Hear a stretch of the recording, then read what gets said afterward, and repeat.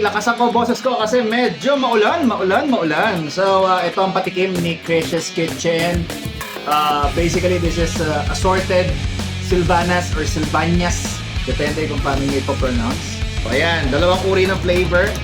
Isang green at isang white. Hindi ko alam kung ano yung mga yan. So, tikman ko muna yung white. Okay. Actually, bawas na to. Nabawasan na ni Inay-Ara ni Madam Bessie. Para yung white.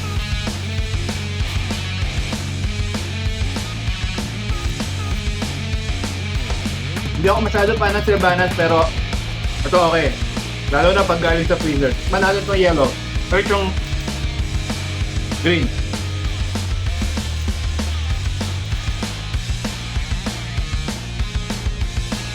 Pwede rin. Kung mga gusto ng low carb Sylvanas, bili-bili na.